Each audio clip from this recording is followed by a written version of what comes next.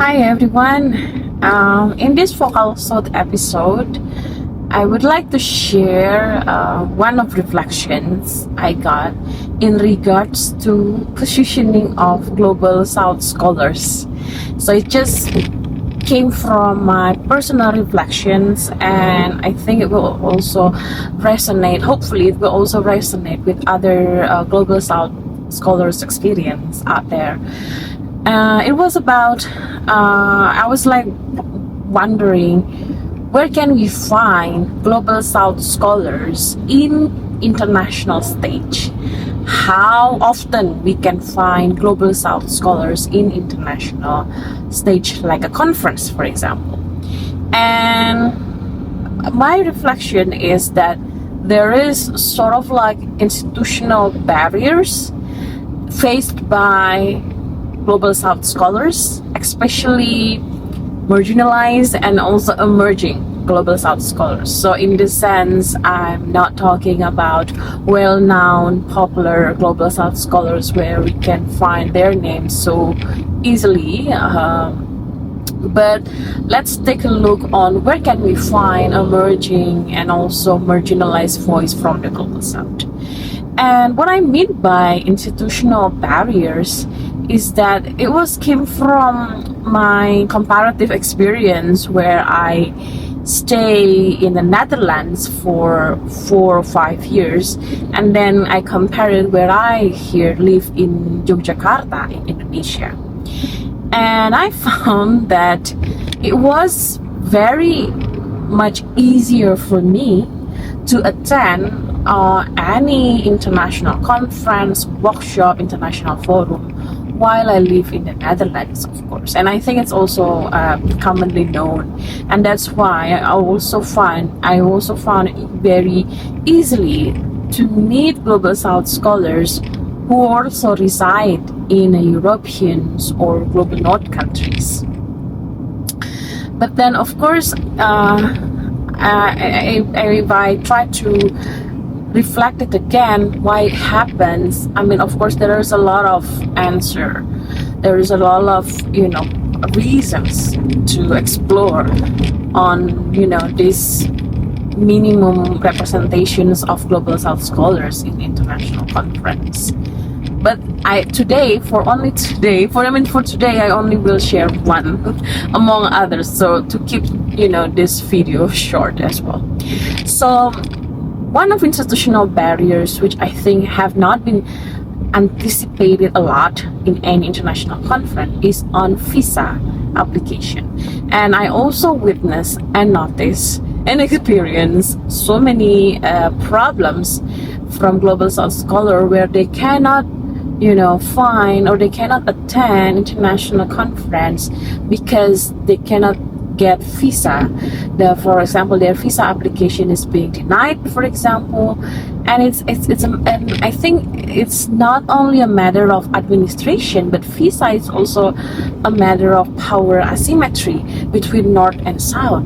And I'm not really sure how for me, I'm really sure that we need to think and discuss about this visa discourse in a more serious way. What if because of this visa we miss a lot of insights from hidden Global South scholars who cannot attend international conference? So it came from, like, for me, for example, well, let's do some comparison. When I stay in the Netherlands for my doctoral research, I usually able to attend at least 2 or 3 international conference. Yeah, that's because first, I don't know, mostly these conference organized in another European countries, which mean I don't need to issue a visa because I already have like resident permit. And then second of all, it's also more affordable for me to attend the conference because it's closer in terms of distance. But then if I compare my life here in Indonesia, to be honest, I can't even afford one international conference per year. I need to really calculate my journey or my international trip if I want to go abroad. Because first of all, in terms of institutional support in our university, for example, it is not based on availability, but it's based on competitions. So if we want to get like funding or grant from our university, we need to apply, and well, it's really depend whether we need to fulfill a lot of requirement in order to attend. And sometimes even if we can attend, if we can get funding from our university, it will be only maximum one trip per year. So then we really have to select it carefully which conference I want to attend this year, for example. And it was very tough decisions for me. Then also it makes me more encouraged to attend online conference. Even though I realized that in the conference, physical conference is much more beneficial, because it allows me not only to follow what is the state of the art of my disciplines or the research interest, but also we can meet, socialize with college or potential collaborators. And then that's the first one, limited funding. And second one, return to visa. Well, I think this is something that I don't really find easily in any international conference. I appreciate some of international conference even give like financial support for scholars from the global south, but usually this financial support only cover travel and accommodation during the conference, and then it will exclude the visa costs. But I will share, sometimes even for me, even if I got opportunity to get funding from travel and accommodation, having to issue a visa still not only administrative burden but also financial burdens. But I'm not really sure. I mean, this is from only my experience. If others, global south scholars, experience this, feel free to share in the comments.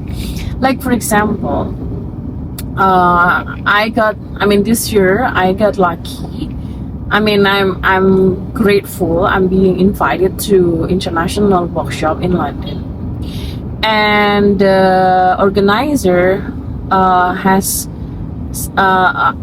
covered the travel and accommodations. And then I have to issue the visa myself.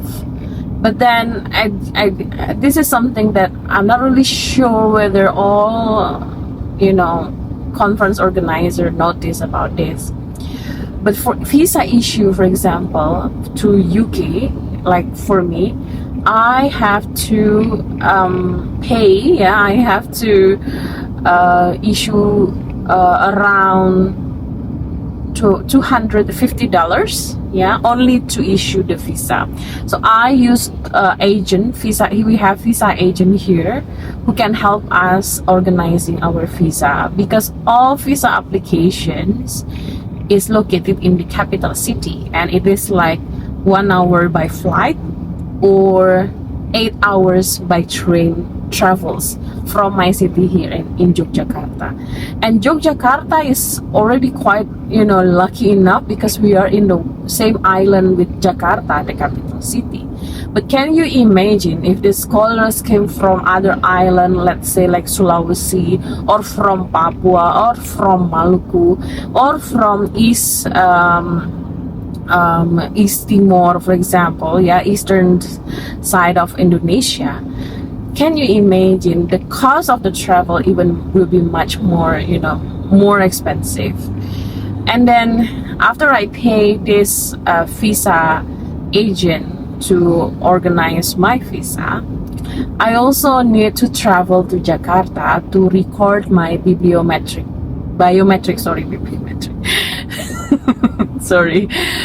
my biometric data.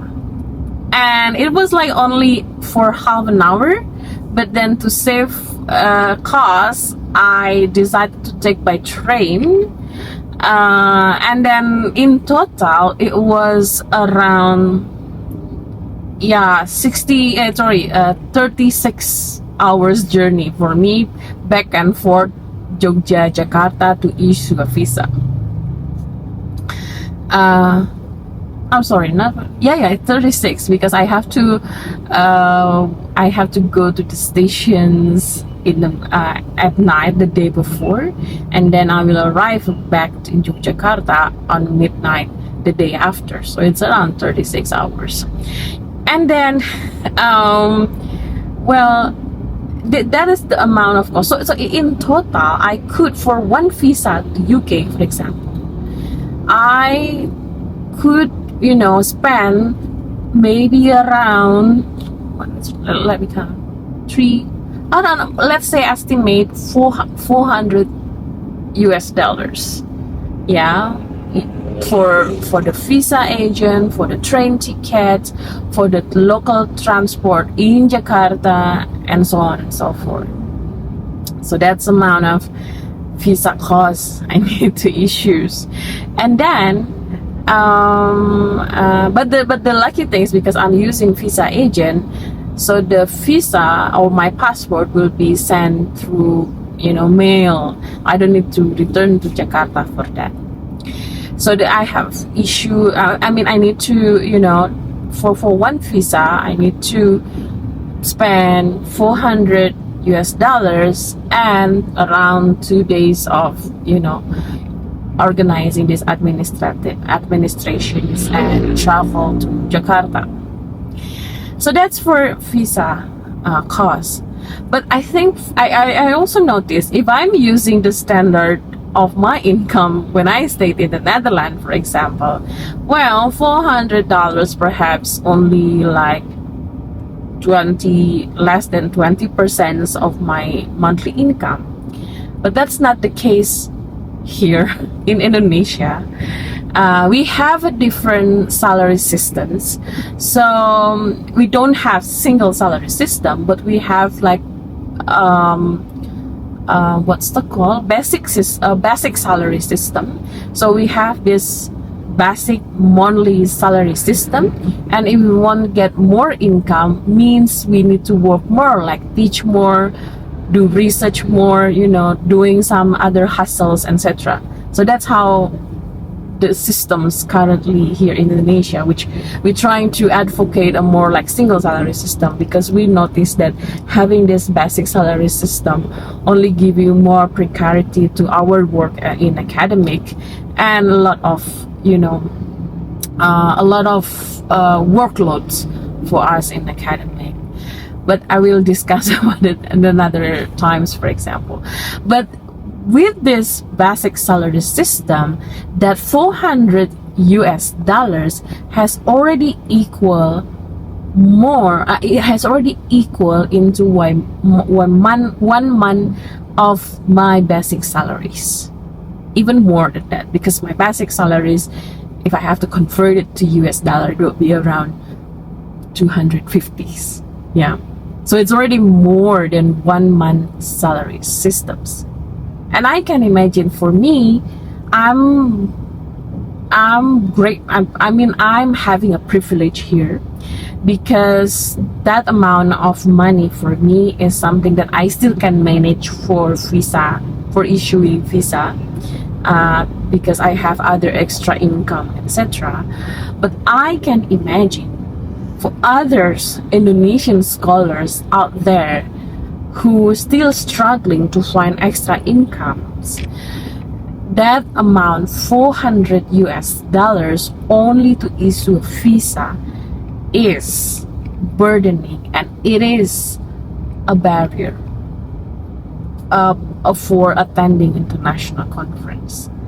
So I'm not really sure how do I want to end these discussions, but I just want to share visa issue is, I think the way I see it right now, visa issue is the invisible wall between the global South scholars and the international stage. And I think if we don't recognize this invisible wall and we are not trying to breaking it, I don't know whether it is trying to give more support through visa or even try to rethink other way of doing conference which allow more inclusive participations from North and South scholars. I think then this divide of North and South will only be reinforced or will only be perpetuated. So yeah, I'm just gonna leave it there. And thank you for listening.